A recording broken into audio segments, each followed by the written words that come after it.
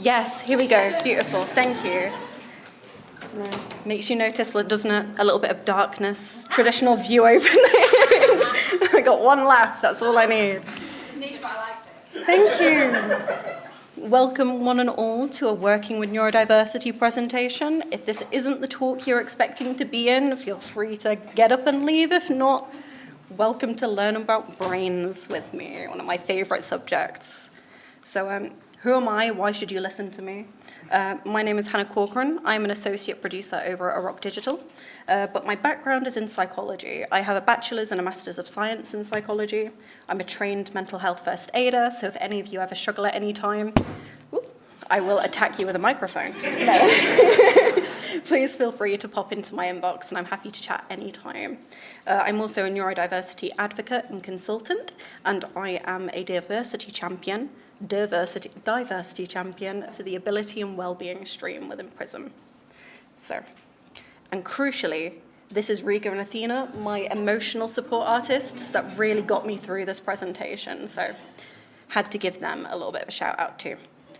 Just to let you all know as well, if you would like a PDF or a copy of these slides after the presentation, so you don't have to be furiously scribbling notes, you can reach out to me. My contact details are at the end, so you can reach out in that, and I can send that across to you. So, what will I be covering today? To begin with, I'm going to be talking over an introduction to neurodiversity and what it is, how neurodiversity and the games industry are intertwined, ways to support the most commonly reported types of neurodiversity in the games industry, and how neurodiverse experiences differ across marginalized communities. And then there's a time at the end, and I've not gone over, there'll be a chance for any questions, quibbles, or queries. Cool. So what is neurodiversity? People experience the world in a variety of ways, and neurodiversity describes the natural variation of human information processing. Like we all have unique fingerprints, we all also have unique brains, and humans are naturally neurodiverse. So, neurodiversity describes that variation in cognitive functioning. These various conditions are the result of normal variations in the human genome. It is not something to be cured or to be fixed. It's an integral part of who someone is. So to take someone's neurodiversity away from that would be to take away from the person. It's estimated that about 1 in 7 people in the UK are neurodiverse, and up to 50% of those aren't even aware that they are. It's quite common these days for people to only find out that they themselves are neurodiverse because their child has been diagnosed, and they're a bit like, wait a minute, and that's when people find out. Well, how does it relate to the gaming industry? Well, a 2022 report found that 18% of employees in the UK gaming industry identify as neurodivergent. This is roughly 1 in 5 people. So, of the 1,400, though I think it's 1,600 now, people in the Sumo group, that's more than 300 of us will have some kind of neurodiversity. It is very common. How that is spread out is sort of shown in these graphs here. About 10% of respondents reported having a condition affecting concentration, such as ADHD. About 7% reported having a learning difficulty, like dyslexia. Around 4% of people said that they had autism, and 2% of people said they had a condition affecting coordination, known as dyspraxia. Now, if any of y'all can do basic maths, you might notice these don't add up to 18%, and that is because of a friendly little thing called common morbidity, which is the fact that if someone is diagnosed with a neurodiverse condition, they are much more likely to have more than one and to have multiple of them at the same time. This graphic from Cleaton and Kirby, I think, really nicely describes this. So they found out by looking at a plethora of meta-research that 4 in 5 folks with autism spectrum disorder also had a developmental coordination disorder, or dyspraxia. 1 in 2 folks with dyspraxia also had ADHD. Up to 1 in 3 people with ADHD also had a tic disorder. Up to 1 in 5 folks with a tic disorder also had a developmental language disorder. Up to 1 in 4 folks with a developmental language disorder also had some form of intellectual or learning disability. Up to 1 in 6 people with an intellectual or learning disability also have dyslexia, and up to 1 in 2 folks with dyslexia also have dyscalculia. So you can see it's a cycle. No one really has one condition. And a quote that I really enjoy, that I think sums this up quite nicely, comes from Anna Brandberg, UX lead at Star Stable Entertainment and ADHD herself. She says, in terms of comorbidities, I usually say diagnoses are like tattoos. You never just get one. Another quote that I really enjoy comes from Rafael Bocamazzo. He's a clinical director at mental health organization Take This, a doctor of clinical psychology and autistic himself. He says, neurodiversity is like being on a different operating system from the rest of the world, whilst other diagnoses like depression and anxiety could be thought of as malware. And autism is like running Linux in a Windows world. Though my partner has told me it should be the other way around because it's harder to run Windows within Linux, but I'm not going to change someone else's quote. So, what kinds of neurodiversity exist in the world? Well, there's dyspraxia, dyslexia, dyscalculia, hyperlexia, dysgraphia, ADHD, Mills-Erlin syndrome, synesthesia, developmental language disorders, pathological demand avoidance, sensory processing disorder, Tourette syndrome, autism spectrum disorder, schizophrenia, OCD, OCPD, bipolar disorders, dissociative disorder, borderline personality disorder, antisocial personality disorder, and PTSD. That's to name but a few. The ones that are in italics do have a reason for being in italics. They are not traditionally thought of as a form of neurodiversity, but can still fall under the neurodiverse umbrella. And an interesting one on here is actually the PTSD, because neurodiversity is something that you are born with. It's not something you develop over time, it's how your brain is hardwired.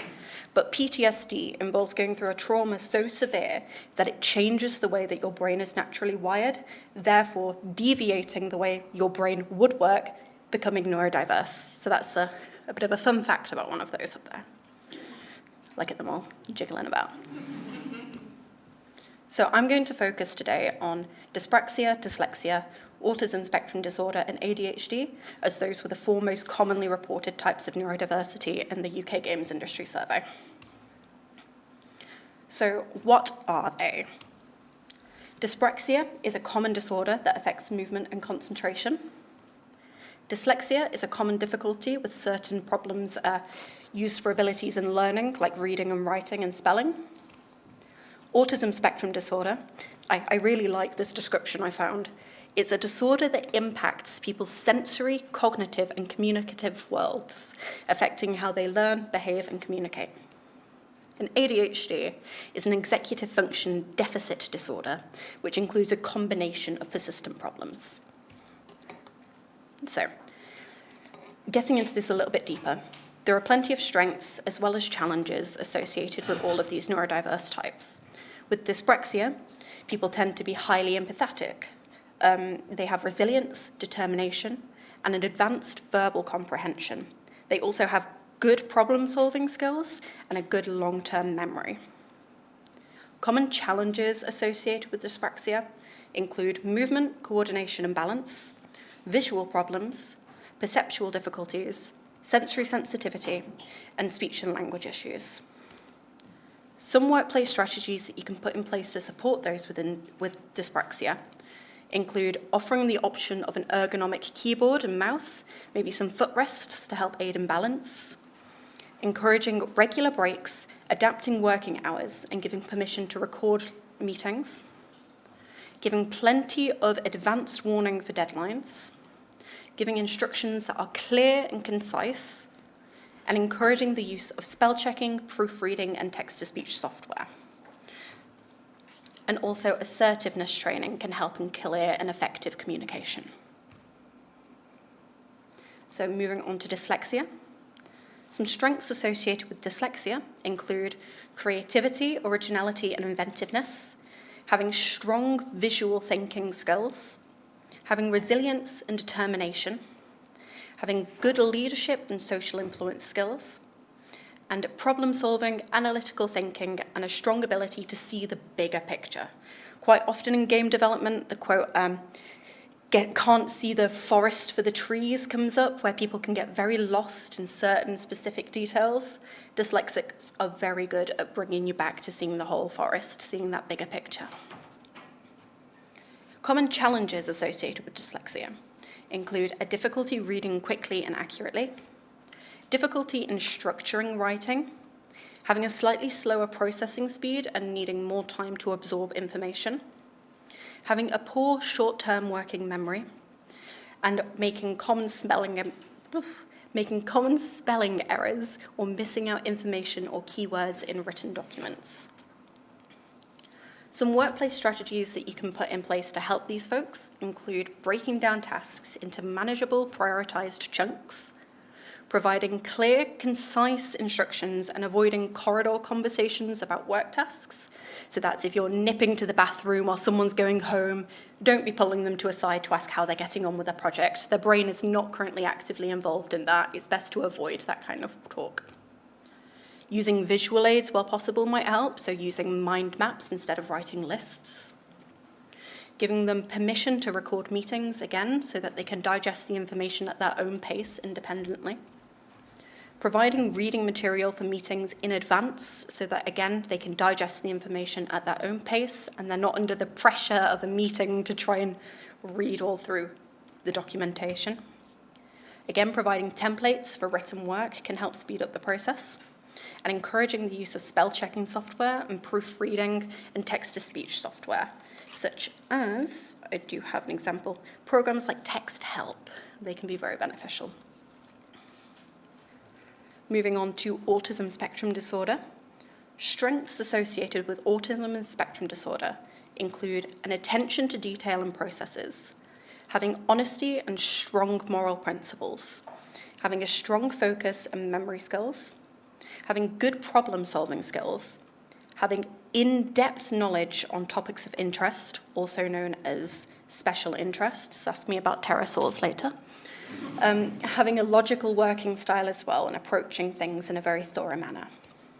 But common challenges associated with autism include a difficulty maintaining eye contact and reading nonverbal cues, having a difficulty expressing their feelings and sensing or interpreting the emotions of others, disliking change and disruption to routine, having an altered sensory perception or sensory sensitivity.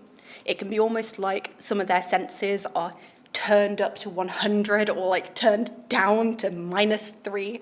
They interpret the world in a very different way. Displaying repetitive behaviors such as like hand flapping or swaying to help like center them and focus them, and also interpreting things too literally. For instance, if you were to tell an autistic coworker, oh, make sure everybody has a copy of this information before the meeting, they might go and print out 300 copies of the information you needed to have at hand, when in reality, what the person should have said is photocopy 3 copies of this to make sure person A, person B, and person C attending the meeting gets it. So it's not avoiding those misunderstandings. Some workplace strategies to help with autism include providing structure to the working day or adapting working hours to best suit the individual, giving clear written instructions for tasks and being explicit about expected office etiquette, providing communication options for those who interact differently. For example, I'm a big fan of sending voice notes. I sometimes struggle to get things out of my head via writing, but if I can word vomit my point across, much better. Fun fact, if you want to send a voice note on Teams, you can do by recording it in your regular voice recorder and attaching it as a file and uploading it. Or you can ring the person and ask them not to pick up and you can leave them a voicemail. They're my little cheeky tactics. You can also locate the individual's desk away from the main flow of traffic in the office to avoid distractions.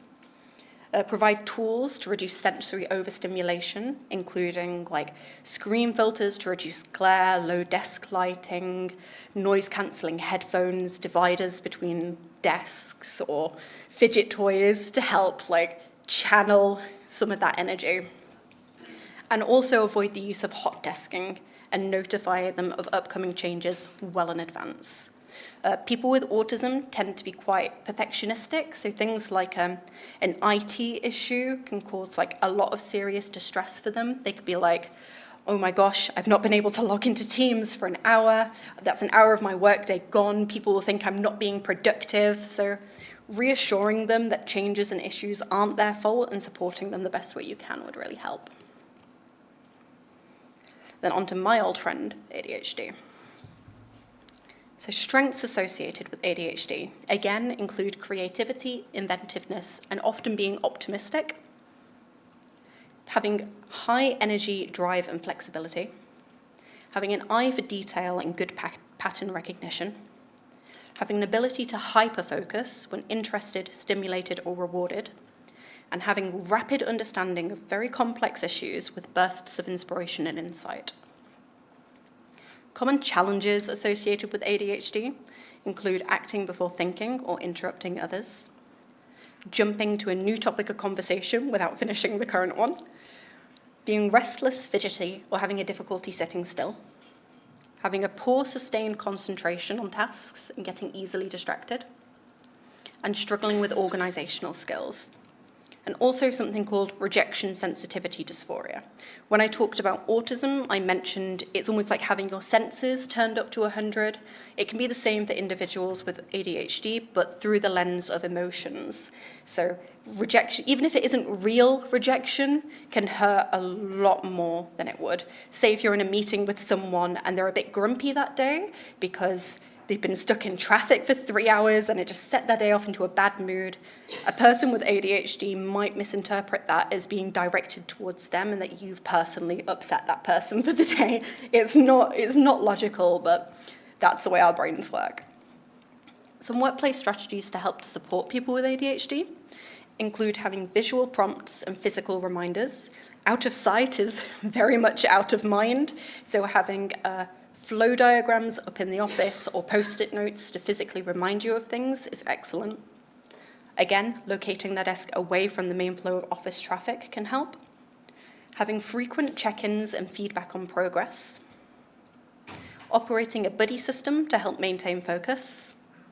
Setting up a diary system with task lists, reminders, and alarms, again, to externalize that executive function, which is something that video games do very well, and it's why neurodiverse people tend to be a bit addicted to video games, but that could be a whole other talk as well. Providing time to practice tasks and automating processes where possible so they don't fall into a rabbit hole. Breaking tasks into parts and being clear about their priority. And adapting working hours to best suit the individual. So whether that's offering longer lunch breaks or more breaks throughout the day to get up and stretch. Me personally, I'm a night owl, very much hardwired for my brain to turn on around 5 p.m., 7 p.m., which would be the end of the working day. But being able to shift my day to slightly later by having a longer lunch break allows me to make the most of the actual productive time. A really good way to describe these variants in cognitive abilities are through something called spiky profiles. Neurotypical cognitive profiles are expected to form a bit of a bumpy line across these graphs, where they're better in some areas, worse in others. But a neurotypical brain, not a neurotypical, a neurodiverse brain is much more likely to have large peaks and troughs. And you can see from this graphic how much of an asset neurodiverse brains are because of their highly specialized specific areas of interest or areas of ability. It just means that they need a bit more support in those areas where they struggle. A wonderful quote from Toomey, who is a dyspraxic himself, is that people who grow up in an environment that is less ideal for them have no choice but to become highly resilient and creative with problem solving. So people who have been educated in a system that was ill-designed for them are more likely to have admirable qualities such as problem solving skills and determination because they've had to adapt to get through a world that is built for neurotypical people. I also want to touch on a note regarding self-diagnosis. Employers should not request that their neurodiverse employees have a medical diagnosis of neurodiversity. Self-diagnosis is both valid and liberatory. I've described it as it's almost like being given the game manual or the game instructions for your life. Like you understand, like, oh my God, these were the rules all along. This is how my brain can work. The formal diagnostic process is highly flawed as well. Even medical professionals who are well-versed in the nuances of neurodiversity may be misinformed And on top of this, for many doctors and therapists, it's very difficult to recognize neurodivergence in anyone who isn't a young white male. And this is due to the fact that the assessment criteria and professional training, particularly for autism and ADHD, was developed on just a young male white upper class group of people, and it's difficult to recognize symptoms in anyone who doesn't fit neatly into this stereotype. While research is slowly evolving, it does mean the assessment process can be difficult and distressing, and it can take an extremely long time to get diagnosed as well. In the UK, for an ADHD assessment, the waiting period for your first appointment, not even like a consultation after like they've gone, okay, yeah, you probably have ADHD, your initial appointment can take upwards of 2 years. I do apologize. And on top of this, many of the faster, more privatized options are very expensive and therefore inaccessible to many people. On a personal note, when I first went to the doctors to say like, yo, I think I might have ADHD, I tick all the boxes. We've been learning about it in my degree and it's too familiar for me to ignore. The response I got, and I'll never forget it, it was burned into my brain, is yes, it does sound like you have ADHD. If you were a child, we could talk to your school, but as an adult, there's nothing we can do to help. This is a lie. I don't think that the doctor was deliberately trying to lie to me or deceive me. I think that he was just ill-informed about the processes and support that do exist for neurodiverse adults. Because obviously all the neurodiverse children aren't going to stay children forever. They are going to grow up, so there needs to be support for us. Another thing I want to touch on briefly, and this again could be a whole topic in and of itself, but I wanted to touch on it here, is neurodiversity and intersectionality. Intersectionality refers to the ways in which different aspects of a person's identity can combine to create different forms of discrimination and privilege. And neurodiversity, being natural to the human brain, is something that affects people of all identities. But evidence does suggest that people from various marginalized groups may be underdiagnosed and underserved when it comes to neurodivergent conditions. For example, it was commonly believed that for every one woman diagnosed with autism spectrum disorder, roughly 3 to 6 men are. But then, while researching this, I actually found a paper that published like a meta-analysis of a bunch of different reports. And they found that when balancing for that actual diagnosis, what they did was they provided participants with the diagnostic tools and questions that someone would undergo to get an official diagnosis of autism. So when balancing for that, giving people the test versus just asking, are you diagnosed, they actually found that it's more like roughly, that should be over the number, ignore that, 2 to 3 for every one woman diagnosed. So you can already see the sort of gender bias that's happening here. On top of that, there's the historical view that neurodiversity only impacts boys, with some early theories even claiming neurodiversity is the result of an extreme male brain.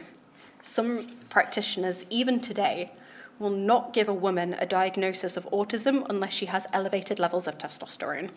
This is this is an outdated theory, but its research is slowly evolving, but it just shows how people are underserved with this. On top of this, there's also masking that I don't think it's going to pop up on the slide. It's been pushed down a little bit.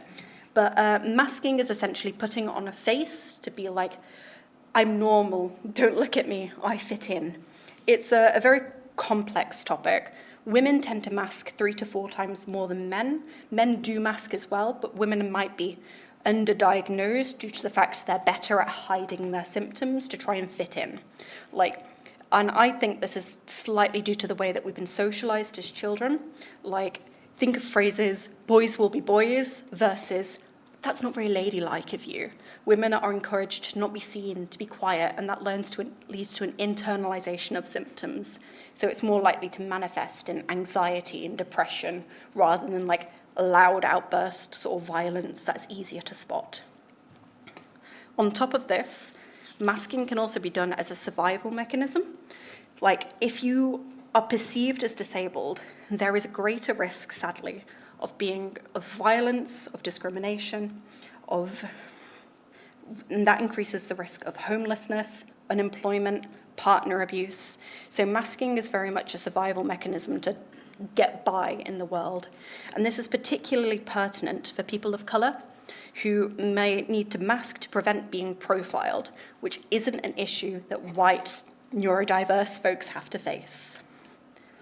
On top of this, a US study in 2021 found that Asian, Black, and Latino children were significantly less likely to be diagnosed with ADHD than their white counterparts. And a 2017 UK government data showed that men are more likely to be diagnosed with neurodiversity than women across all race groups, except Black people, where it's flipped. And women are 4 times more likely to be diagnosed.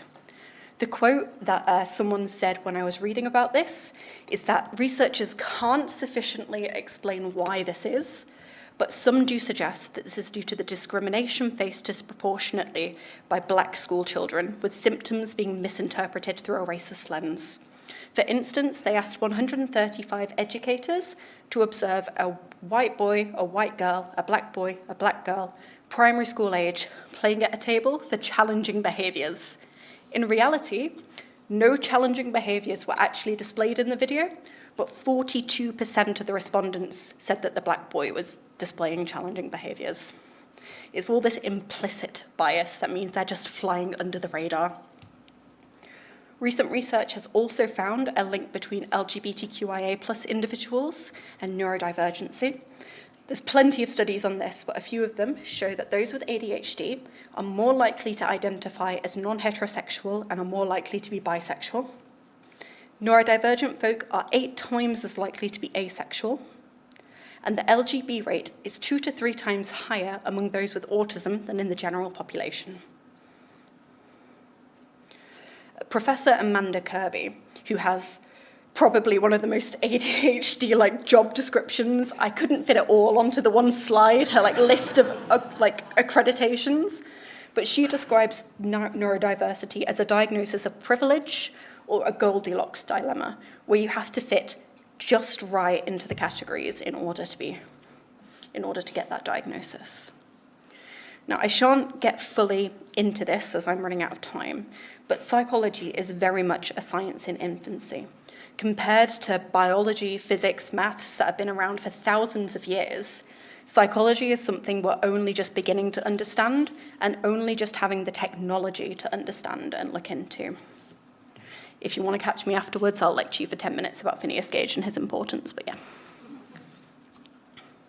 So the TLDR of the talk that I've just given, broadly the best practices to support neurodiversity, are to remember that one size does not fit all. So these are not a set-in-stone group of solutions for neurodiversity. They're just best practices from personal experience and NHS guidance. The first one, quite obviously, is talk to them. Having a conversation and a dialogue with the individual. It's best not to let undisclosed neurodiversity linger, as it can come to a head in embarrassing and uncomfortable ways for both parties. So early in the work life of a new employee, it's best to explain the company's approach to neurodiversity. Framing it as part of the onboarding process as well makes it feel less targeted and less individual. So it's allowing the employee to come to you with it rather than sort of pointing at them like, I think it's you. I didn't mean to point directly at you. I was directing. Yes. There's also time management support, as across most neurodiversity. Being able to manage time in a more granulated way can help improve processes and help people meet deadlines more effectively. Find out what suits them. Some people might be happy to go out and break down their stuff into chunks by themselves, whereas others might prefer an outside guidance and support. You can also simplify instructions. While it might not be possible to reduce dense documentation down to the bare minimum, it can help to have maybe a bullet-pointed list at the beginning and at the end, talking through the main points of a slide. There's also sensory triggers. For this, remember, avoid, mitigate, notify. It will be best to completely avoid the sensory trigger for the individual, although that's not always possible. Then look to mitigate it. How can we reduce the sensory trigger for the individual? And if neither of them are possible, notify them well in advance of, hey, look, this is going to happen. There's going to be a lot of flashing lights. There's going to be a lot of clapping. It's going to be loud so that the individual can better prepare themselves for that moment. There's also communication preferences, again, a broad area, but figuring out how an individual best likes to communicate and talk will mean that they don't feel left out or excluded in meetings and team events. Sticking to a plan of tasks, yeah, I said that right, can help maintain focus. And if change is unavoidable, give as much notice as possible, again, so they have time to prepare, and reassure them that the impact is not something that they themselves have control over. There's also the right tools. Some things are expensive, but most of it isn't. I'd encourage the neurodiverse employee to go out and do some research, think about what could support them best. Like I said, it could be as simple as a footstool or noise-cancelling headphones. There is a plethora of different tools out there for people to explore and find out about. And also acknowledging boundaries. There are limits to the amount of support you can provide to someone. When supporting a team, you need to be able to support everyone and not just individuals. So it's good to define these boundaries earlier rather than later. Now, if any of you are feeling particularly attacked by this presentation, or being like, oh my gosh, I didn't realize that was me, this QR code will take you to a website called Exceptional Individuals. They have a plethora of tests on there to talk through things that highlight traits typical of neurodiversity. These are not diagnostic tools, but these are something that can help highlight things within yourself that you can then take to a medical professional. Again, if y'all want this QR code, you can have a copy of the PDF after this meeting. And yes, I hope you've all enjoyed my talk.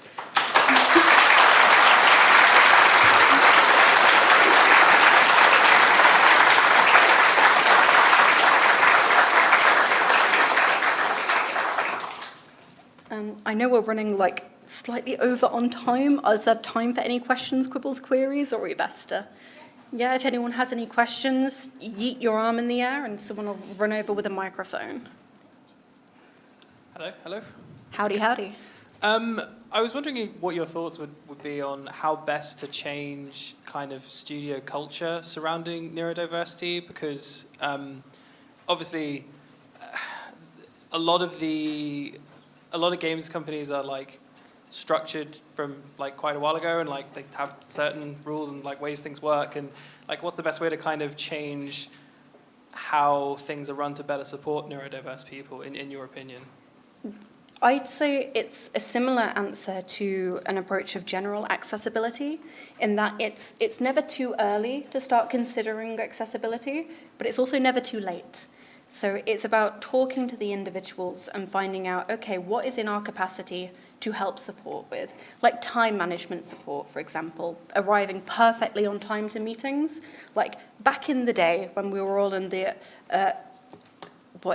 It's the EEA, Environment of Evolutionary Adaptation, where we were all our little tribe brains. We have out-evolved ourselves, but our brains are still as if we were running in a tribe. We didn't have clocks. We didn't have a way to make sure that we were there to the minute. It was just allowing for that human error, allowing for the conversations, and allowing for people to feel comfortable enough to come and talk to you.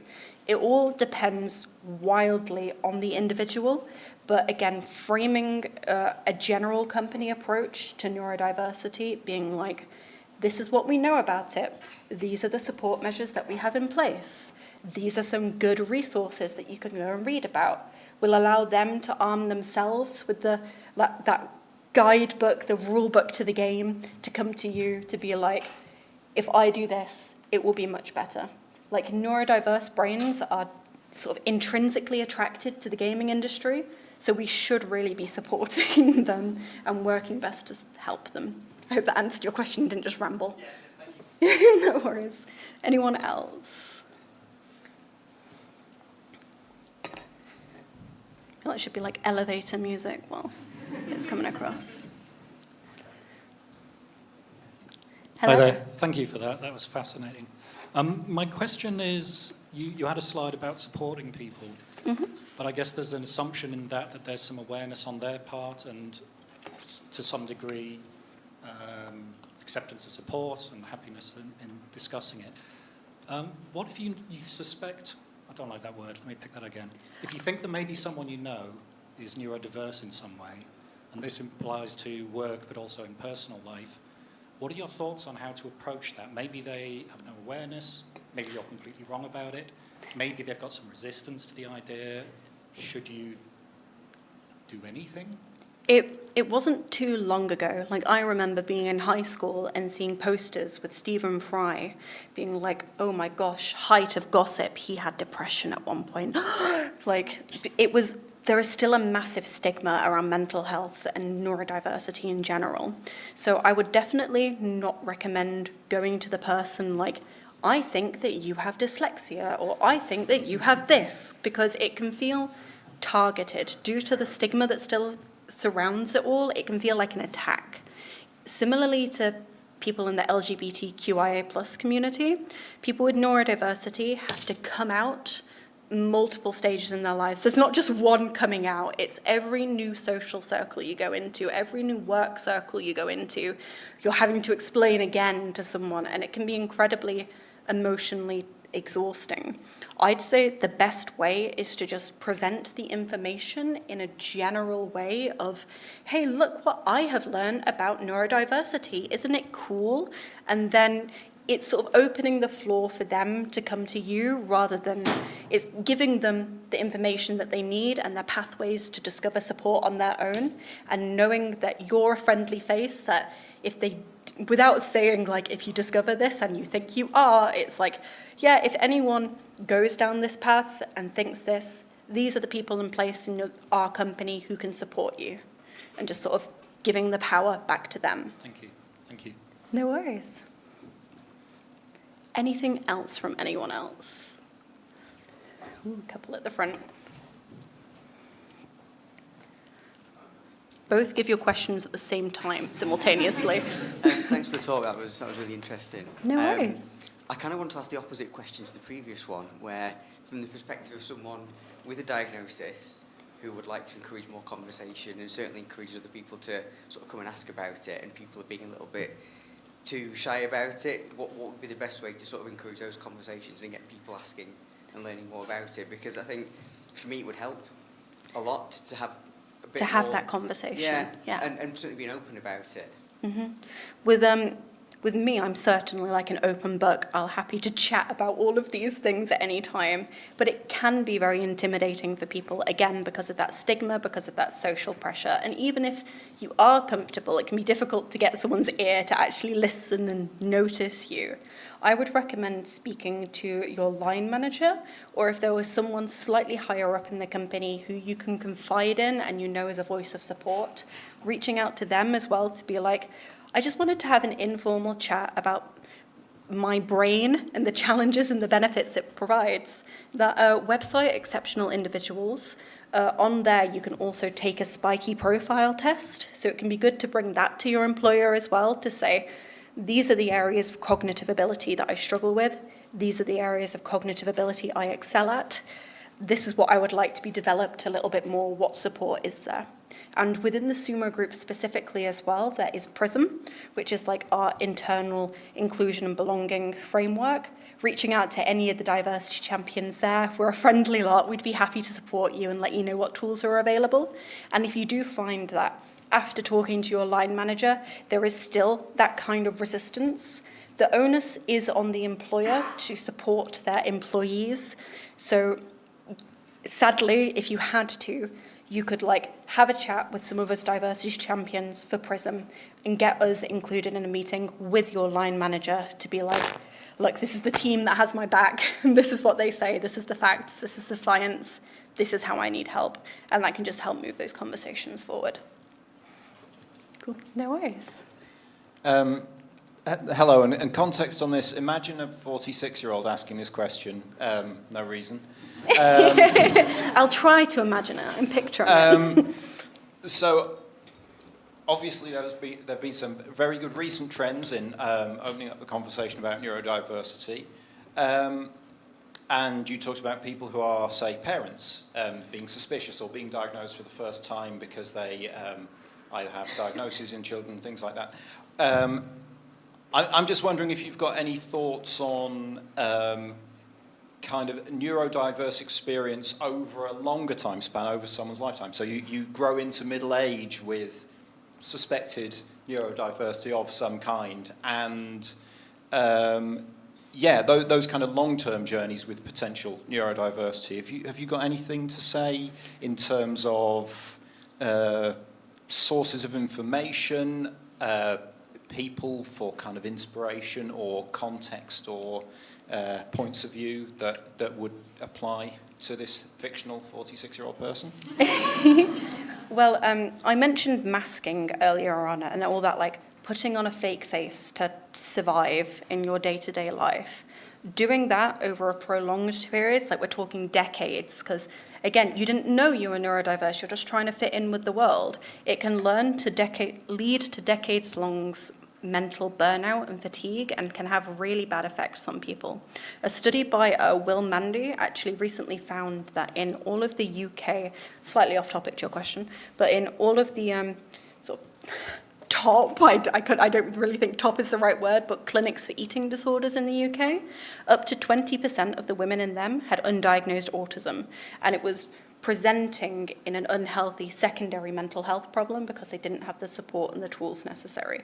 I'd recommend whichever one you think is particularly like relating to you, going and just doing some research. Google is your best friend to be like, okay, what is it like to have this kind of brain? What support is in place for that kind of brain? If you do have a child that gets diagnosed, sadly, it's almost then easier for you as an adult to then reach out to like your GP or a practice to be like, look, there's a genetic component, I think it's me too. Other than that, there's something called the right to choose, which is the UK's, everyone has the right to choose their own psychiatric healthcare. So you can take a letter, which is like explaining that essentially to your GP, to then go to the GP to say, hi, I think I need help. There's a right to choose. I tick all these boxes. And then once you have a referral from your NHS GP, you can then pursue a privatized practice.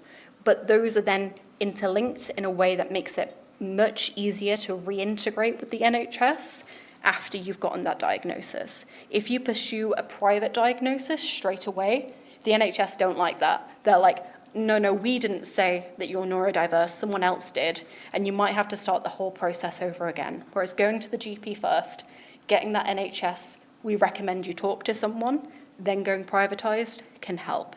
Another note I had in my little flip note that I didn't get around to talking about is intergenerational trauma of neurodiversity. So as I've mentioned, neurodiversity has a strong genetic component, and not only it means it can be hard to recognize outside of the family bubble, because it's like, no, this is normal, because this is how my auntie is, this is how my dad is, this is how everyone around me acts, so this is what normal is. Not only can it be hard to recognize, no, this isn't normal, this is neurodiversity. Think about, like, the term neurodiversity was only coined in the 1990s. It's very new, it's very, like, groundbreaking psychological research. And think about how your parents and then the grandparents of this fictional 47-year-old and how all of those people didn't know, and they didn't have the right tools, and they didn't have the right support, and how the adverse effects of that lack of support can pile up through generations of just one family. And it can be very difficult to then recognize, like, oh, I need help. I don't know if that directly answered your question. I've meandered around it a lot. I would definitely recommend the website Exceptional Individuals. And again, if you reach out to me afterwards, I can shoot you across a load of links of, like, for your fictional 47-year-old of good 46? resources. 46, I'm sorry. Sorry, the fictional 46-year-old. I can link you to a bunch of resources so that you can, like, dig into and understand that. We're also working internally at Rock Digital on a sort of a handbook of best practices to support neurodiversity that has a plethora of links and resources, and I would love to make that more widely available to Sumo Digital as a whole. So hopefully you'll be able to get your hands on a PDF of that at some point, and that'll have lots of tasty information.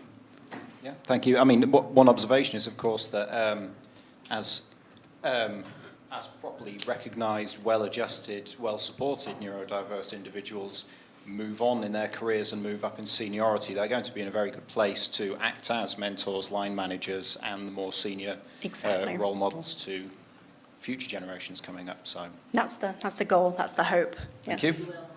you. Any other questions, quibbles, queries, conundrums, compliments? No? Well, I hope you all have an absolutely magnificent day today, enjoying the rest of your talks. If you all ever need me, these are my contact details. If you ever want to reach out to me on Teams, more than happy to talk about brains and video games at any point. I think the difficulty would be getting me to stop. But, yes.